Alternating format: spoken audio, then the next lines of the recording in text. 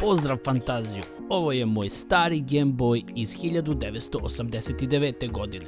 Ova ručna konzola ima problem sa zvukom. Naime, kada se stave slušalice, sve radi fantazija, a bez njih neće ni da zucne.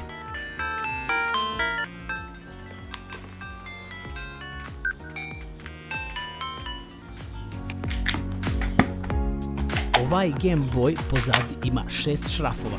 Polako ga otvaram da ne bi iskidao flat kabel koji povezuje gornju sa donjom matičnom pločom. Pretpostavljam da je uzrok ovog problema to što su mi nekada davno iscurele baterije i u ovom mikroprekidaču kod slušalica ušla kiselina ili šta god već i on sad ne pravi kontakt i ne šalje zvuk zvučniku. Dobro ću da ga očistim sa 70% alkoholom i finom šmirglom.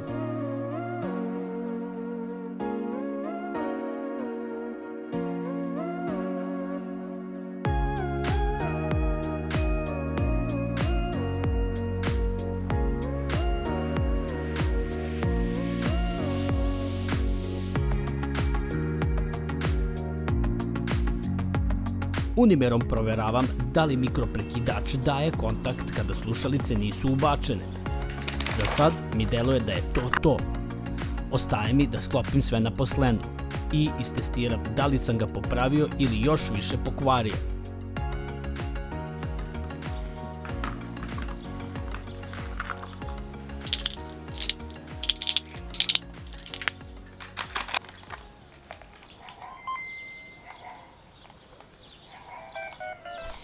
Propevao Game Boy.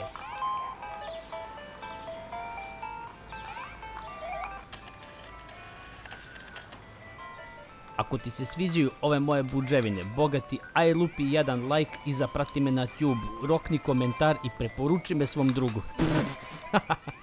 Vidimo se, fantazijo.